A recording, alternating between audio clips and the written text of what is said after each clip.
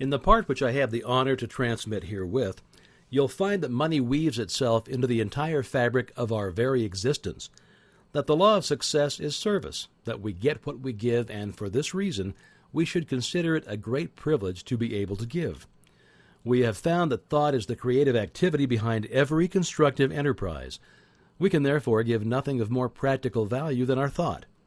Creative thought requires attention, and the power of attention is, as we have found, the weapon of the Superman. Attention develops concentration, concentration develops spiritual power, and spiritual power is the mightiest force in existence. This is the science which embraces all sciences. It is the art which, above all arts, is relevant to human life. In the mastery of this science and this art, there is opportunity for unending progression. Perfection in this is not acquired in 6 days, nor in 6 weeks, nor in 6 months. It's the labor of life. Not to go forward is to go backward. It is inevitable that the entertainment of positive, constructive, and unselfish thoughts should have a far-reaching effect for good. Compensation is the keynote of the universe. Nature is constantly seeking to strike an equilibrium. Where something is sent out, something must be received, else there should be a vacuum formed. By observance of this rule, you cannot fail to profit in such measure as to amplify justly your effort along this line. Part 23. The money consciousness is an attitude of mind. It is the open door to the arteries of commerce. It is the receptive attitude. Desire is the attractive force which sets the current in motion, and fear is the great obstacle by which the current is stopped or completely reversed or turned away from us. Fear is just the opposite from money consciousness. It is poverty consciousness, and as the law is unchangeable, we get exactly what we give. If we fear we get what we feared, money weaves itself into the entire fabric of our very existence. It engages the best thoughts of the best minds. We make money by making friends, and we enlarge our circle of friends by making money for them, by helping them, by being of service to them. The first law of success, then, is service, and this, in turn, is built on integrity and justice. The man who at least is not fair in his intention is simply ignorant.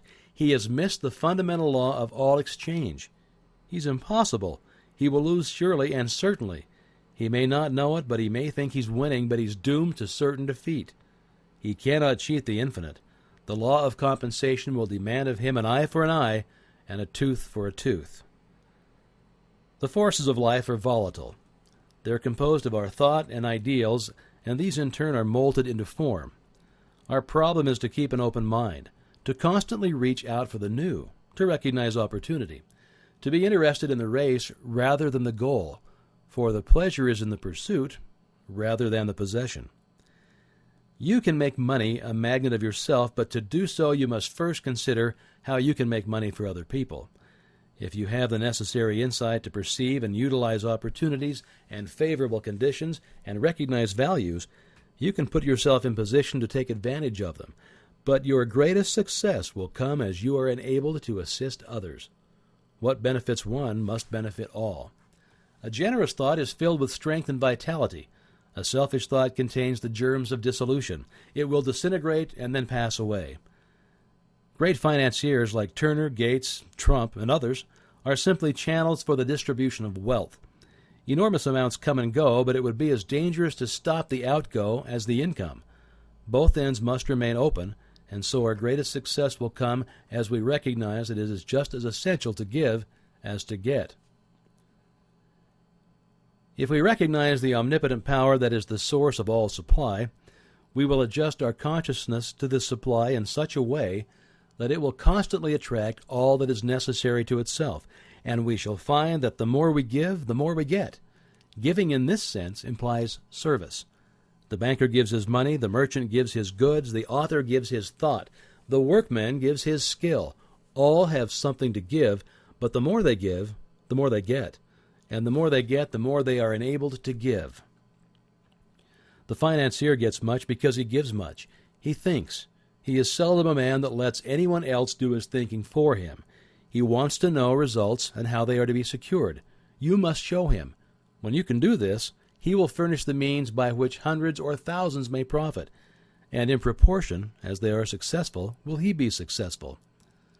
Morgan, Rockefeller, Carnegie, and others did not get rich because they lost money for other people. On the contrary, it's because they made money for other people that they became the wealthiest men in the wealthiest country on the globe. The average person is entirely innocent of any deep thinking. He accepts the ideas of others and repeats them, in very much the same way as a parrot repeats things. This is readily seen when we understand the method which is used to form public opinion. And this docile attitude on the part of a large majority who seem perfectly willing to let a few persons do all of their thinking for them is what enables a few men in a great many countries to usurp all the avenues of power and hold the millions in subjugation. The power of attention is called concentration. This power is directed by the will. For this reason, we must refuse to concentrate or think of anything except the things we desire. Many are constantly concentrating upon sorrow, loss, and discord of every kind. As thought is creative, it necessarily follows that this concentration inevitably leads to more loss, more sorrow, and more discord. How could it be otherwise? On the other hand, when we meet with success, gain, or any other desirable condition, we naturally concentrate upon the effects of these things, and thereby create more. And so it follows that much leads to more. How an understanding of this principle can be utilized in the business world is well told by an associate of mine.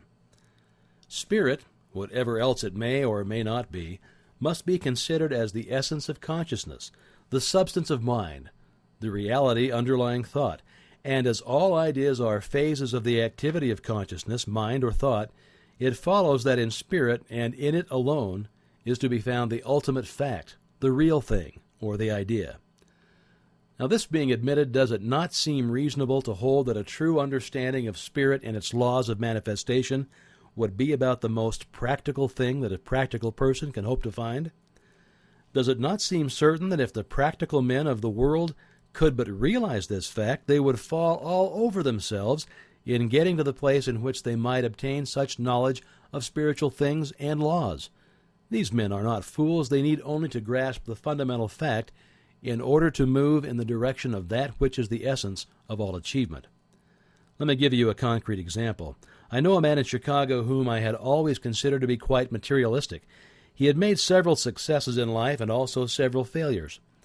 The last time I had a talk with him, he was practically down and out as compared with his former business condition. It looked as if he had indeed reached the end of his rope, for he was well advanced into the stage of middle age, and new ideas came more slowly and less frequently to him than in former years. He said to me in substance, "I know that all things that work out in business are the result of thought. Any fool knows that. Just now I seem to be short on thoughts and good ideas. But if this all-mind teaching is correct, it should be possible for the individual to attain a direct connection with infinite mind, and in infinite mind there must be the possibility of all kinds of good ideas which a man of my courage and experience could put to practical use in the business world. Not only that, but make a big success of it. It looks good to me, and I'm going to look into it." That was several years ago. The other day I heard of this man again. Talking to a friend, I said, "What has become of our old friend, Mr. X? Has he ever gotten on his feet again?" The friend looked at me in amazement.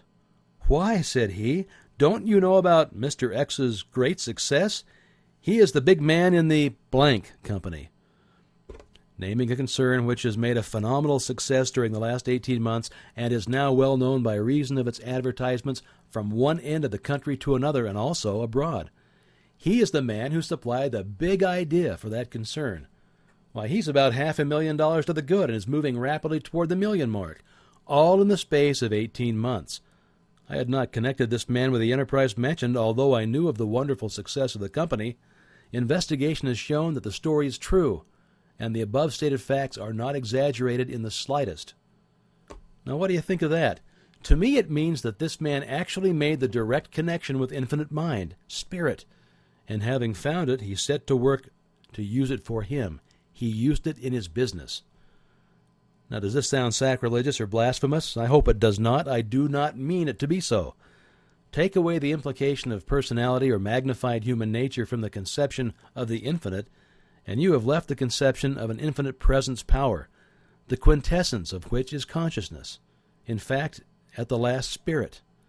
As this man also, at the last, must be considered as a manifestation of spirit, There is nothing sacrilegious in the idea that he, being spirit, should so harmonize himself with his origin and source that he would be able to manifest at least a minor degree of its power. All of us do this, more or less, when we use our minds in the direction of creative thought. This man did more. He went about it in an intensely practical manner. I've not consulted him about his method of procedure, though I intend doing so at the first opportunity. But he not only drew upon the infinite supply for the ideas which he needed, and which formed the seed of his success, but they also used the creative power of thought in building up for himself an idealistic pattern of that which he hoped to manifest in material form, adding thereto, changing, improving its detail, from time to time, proceeding from the general outline to the finished detail. I judge this to be the facts of the case, not alone from my recollection of the conversation only a few years ago, but also because I have found the same thing to be true in the cases of other prominent men who have made similar manifestation of creative thought.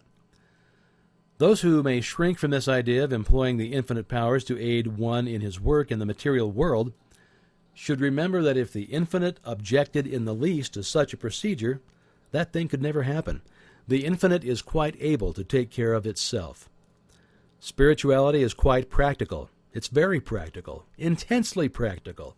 It teaches that spirit is the real thing, the whole thing, and that matter is but plastic stuff which spirit is able to create, mold, manipulate, and fashion to its will.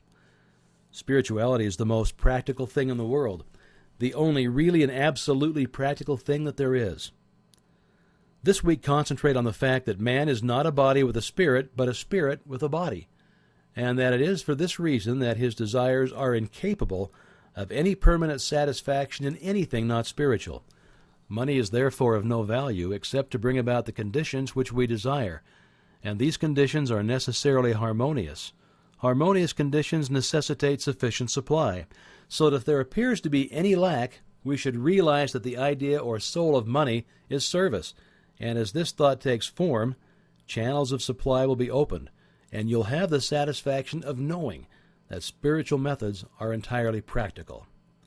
It was Francis Larimer Warner who said, "We have discovered that premeditated, orderly thinking for a purpose matures that purpose into fixed form, so that we may be absolutely sure of the result of our dynamic experiment."